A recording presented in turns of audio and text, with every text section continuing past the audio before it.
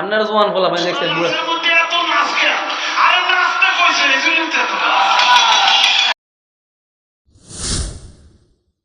বাংলাদেশে বহু রকমের শিল্পী আছে, বহু রকমের গান করিনা মানুষ আছে। তার মধ্যে এক ধরনের শিল্পী আছে যেটাকে আমরা বাউল শিল্পী নামে চিনি। হয়তো আমাদের সমাজের মধ্যে খুব একটা বাউল শিল্পী নাই। বাউল শিল্পী যারা আছে এদেরকে আমাদের সমাজে অনেকেই মুসলমান তো মনে করি, বরং পীর দরবেশ অলিয়া উলিয়া বহুত কিছু মনে করি। আসলে বাউল তত্ত্ব একটা স্বতন্ত্র ধর্ম। যারা বাউল তত্ত্বে বিশ্বাসী তাদের সাথে ইসলামের কোনো সম্পর্ক নাই।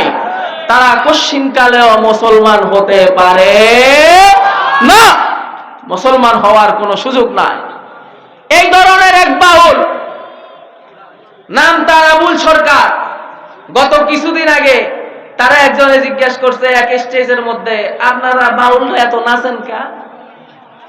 কয় আল্লাহ রব্বুল আলামিন সূরা নাসের মধ্যে নাচতে কইছে, এজন্য আমরা নাচি। আউযুবিল্লাহ। কুল আউযু বিরাব্বিন নাস, মালিকিন নাস, ইলাহিন নাস। আমার কথা বিশ্বাস হয়নি, বুঝছি, মনে হয় অনেকের আমারও পছন্দ হয় না, আমার কথা পছন্দ হয় না। আমি একটু তাইলে হুবহু তার বক্তব্যটা শুনে আপনার করে দেখি, একটু বিশ্বাস করাইতে পারিনি। আপনাকে আওয়াজে কইতাছে যে আপনি মনে করছেন আমি ফাউ কথা কই। দেখছেন নি সবাই কি কয়? কয় কুল আউযু বিরাব্বিন নাস আল্লাহ বলে। আপনার জোয়ান ফলা ভাই দেখছেন বুড়া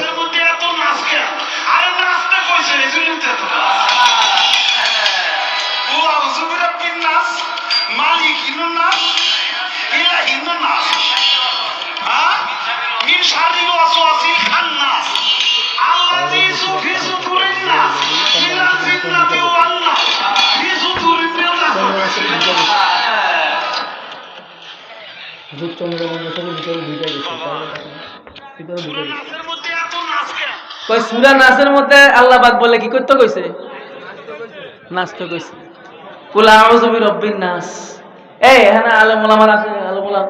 নাস শব্দের অর্থ কি? মানুষ। নাস অর্থ মানুষ। আর এই নাসের আনি লাগাইছে নাচনি কুদুনি হাক্কানি হইক্কানি এগিয়ে আল্লাহ। এটা স্পষ্ট কোরআনের পরিবর্তন, কোরআনের তারিফ। কোরআনের তারিফ জায়েজ নাই। কোরআন বলছে একটা, আপনি সেটাকে মশকরা পাইছেন। ইসলাম অনুমোদন দেয় না। তারিফে কোরআন কুফর। শুধু এটা না, এই বাউল আবুল সরকার আল্লাহকে নিয়ে বিভিন্ন জায়গার মধ্যে বিভিন্ন কটূক্তি করেছে, খোদাদ্রোহিতার মতো কাজ করেছে, কোরআনের তারিফ করেছে। সে এলাকার মানুষ, মানিকগঞ্জের মানুষ, একটু আগে আমাদের যখন হযরত হাসান আস্তাদ মাদানী দামাত বরকাতুহুম বয়ান করেছেন, যিনি তিনার বয়ানের তর্জমা করেছেন হযরত মাওলানা মুফতি শামসুল আরেফিন সাদি সাহেব, মানিকগঞ্জ জেলা হেফাজতের সাধারণ সম্পাদক তিনি। এই মানিকগঞ্জের মধ্যে এই বাউলকে তার বাড়ি সেই জায়গায় অথবা সেই জায়গার মধ্যে প্রোগ্রামে এই ঘটনা ঘটাইছিল। কি করছে? এলাকার মানুষ ক্ষিপ্ত হইয়া তারে দৌড়াইয়া নিয়া গাঙ্গের মধ্যে ফেলছে, সেখান থেকে তুইলা নিয়া পুলিশের হাতে দিছে। পুলিশ তাকে গ্রেফতার করছে। তৌহিদি জনতা সবাই পুলিশের হাতে তাকে দিয়া সবাই নিজের ঘরে চলে আসছে। একদিন পরেই দেখি মিডিয়া করো, প্রধান উপদেষ্টা বাউলদেরকে যারা আক্রমণ করেছে তাদেরকে গ্রেফতার করতে হবে। এত বিশাল দাড়ি, এত বড় চুল, বুদ্ধিজীবী, ফরাদ মাঝহার, নোয়াখালী বাড়ি, বাউলদেরকে গ্রেফতার করা মানে আমাকে গ্রেফতার করা। আরেকটা তো বহুত বড় দলের বহু উচ্চ পদে মর্যাদা দায়িত্বের মধ্যে বৈশাখ হয়, বাউলদেরকে বিরুদ্ধে যারা দাঁড়াইছে, বাউলদেরকে যারা আক্রমণ করেছে তারা ধর্মান্ধ। আমাদের বার্তা পরিষ্কার। 16 বছর পর্যন্ত অনেকে আমাদেরকে জঙ্গিবাদ, উগ্রবাদের ট্যাগ দিয়ে আমাদের মুখ বন্ধ করতে চেয়েছে, বন্ধ করতে পারে নাই। আগামী দিনে কেউ আমাদেরকে ধর্মান্ধ বলে আমাদের মুখ বন্ধ করতে পারবে না। বার্তা পরিষ্কার। এই বাউল আবুল সরকার কোরআনের তারিফ করেছে। এই বাউল আবুল সরকার আল্লাহকে নিয়ে আল্লাহদ্রোহিতা করেছে, আল্লাহকে নিয়ে কটূক্তি করেছে। কোরআনের তারিফ যে করে, আল্লাহকে নিয়ে কটূক্তি যে করে, ইসলামের দৃষ্টিতে তার একমাত্র শাস্তি মৃত্যুদণ্ড, এছাড়া আর কোনো শাস্তি নয়।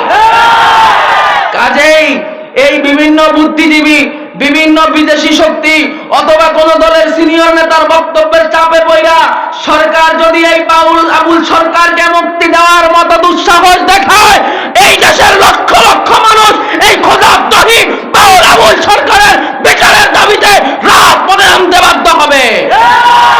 আমাদের বক্তব্য পরিষ্কার, তাকে সর্বোচ্চ শাস্তি মৃত্যুদণ্ড দিতে হবে।